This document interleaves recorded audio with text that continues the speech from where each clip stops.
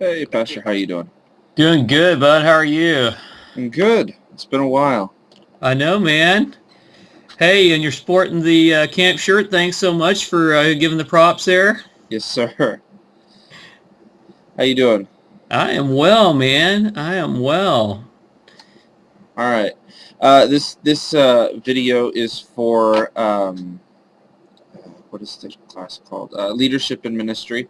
Sweet. So I have to do interviews with various leaders and organizations. I just got a couple of questions I got to ask you. Um, First off, what's your name, position? Just give us a background on where you're at. Sure.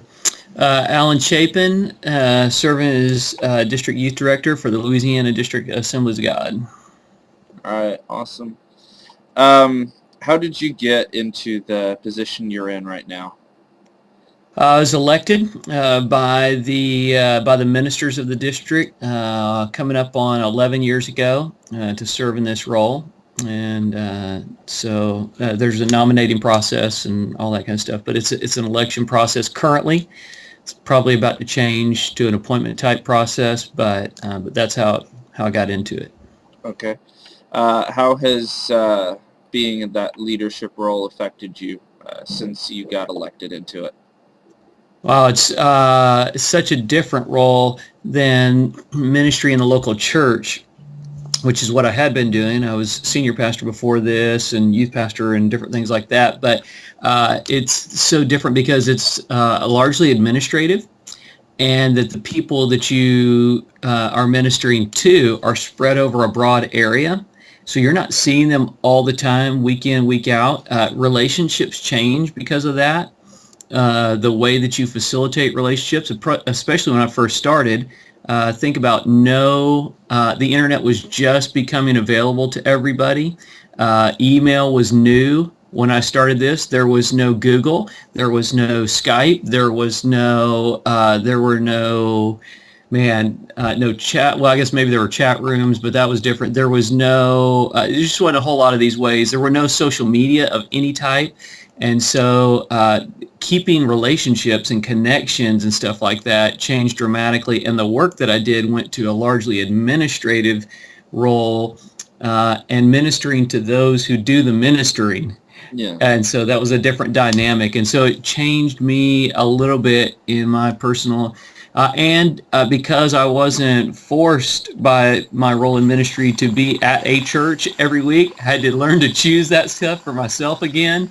And so just some different dynamics, peers, when you move into that role of leadership, it changes the dynamic and it becomes a little lonelier to begin with, and you have to find a new set of friends you can connect with, and so stuff just takes time, but it's definitely matured me and in my own personal walk with the Lord, as well as in ministry, to broaden my perspective and understanding that there's not only one way to do things, and there's not only one kind of church that's good. Good.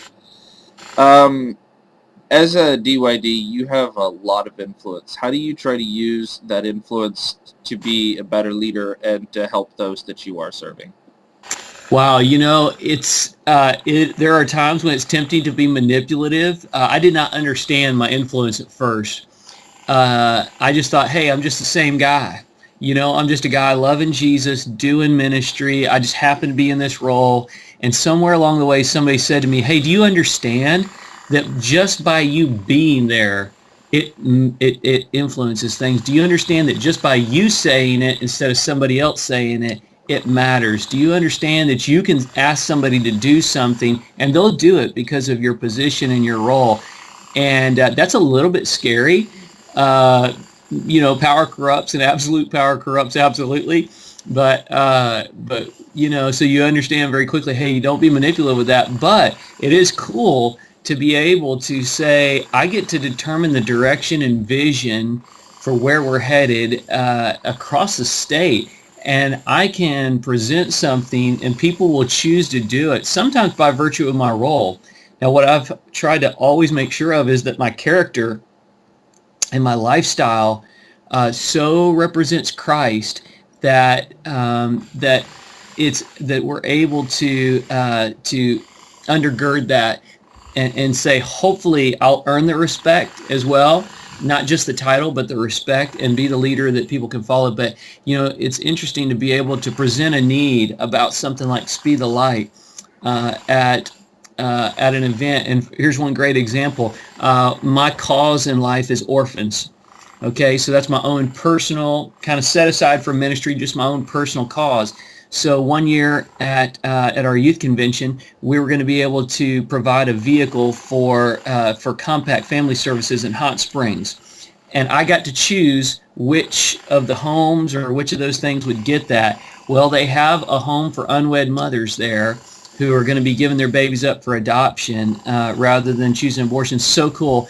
And but because I was in this role, I got to choose that we would buy the vehicle for them, and that would be the need that we present. And people gave to something that was on my heart, and I very quickly began to understand, wow, who I am and in this role can really shape what other people do. So anyway, it's been quite an amazing thing to me to just think a plain guy like me, dude, gets to have some influence and hopefully, and then in relationships with people over time and at events that working together, just like working with you at a summer camp where we get to sit across the table every day at a meal or something and have that time together to influence people and help them grow in their relationship with the Lord and their walk and their ministry. Yeah, it's definitely cool.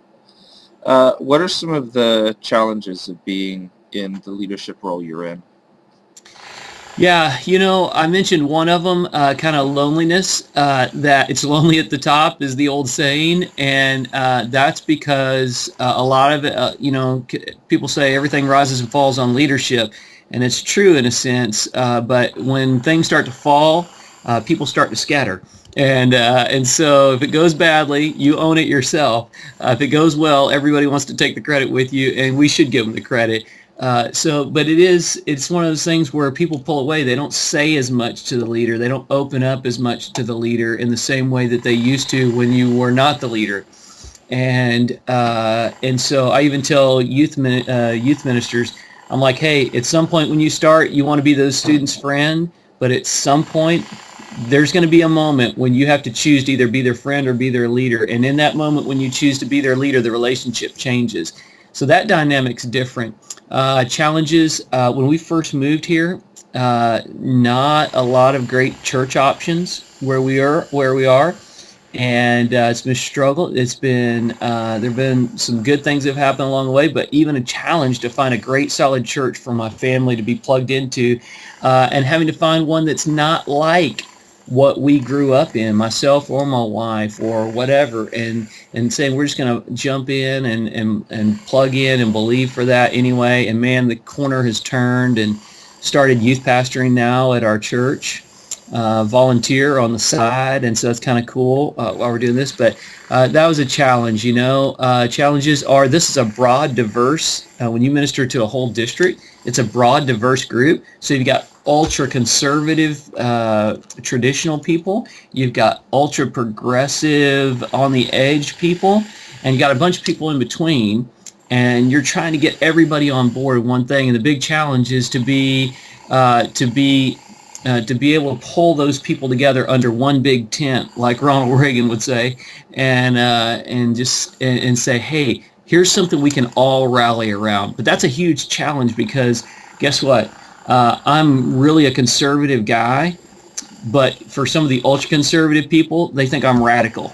And I'm too extreme and I'm too on the edge. For those that are on the edge and very progressive and everything, I'm so backwards in their minds that I'm not cool enough or whatever, and nobody means it ugly. They just, when they're choosing things or they're following, they just go, oh, well, that's not really for me because, and so you got to begin to have tough skin to be in a role like this because everybody's got an idea, everybody's got a suggestion, everybody's got a complaint, and they all think that you ought to handle all that. And you got to just say, hey, I know who God has designed me to be. I know what God has set me here to do. I know what the purpose of the ministry is that I lead. And I'm going to do that. And those that want to get on this bus and ride with me in the direction I'm going will get on, and those who don't won't. I'm still going to love everybody. I'm still going to serve everybody to the best of my ability, but I have to go this direction and do this. And this is the way that I feel like I can best do that to serve everyone. So, it's pretty broad and diverse. Okay, cool. What are some of the rewards of being in leadership? Man, you do get to have that influence. Really, the truth is this. Let me back up. What an honor. What a privilege. Look, what I deserve is to die and go to hell. That's what I deserve. What God did was save me. What he did was bless me with an incredible family. What he did was allow me to be in the ministry. What a privilege. I have no right to stand on a stage and say anything to anyone because of who I was, but because of who he's made me and who he's given me the privilege to be as his child. He now says, hey, I'm also going to give you this opportunity to lead and to do ministry. And what a privilege to then have influence. And the truth is, I get invitations to speak at places simply because of my role. I get the privilege to be on the Commission for Recruitment, the Board of Regents at Southwestern. Why? Because of my role.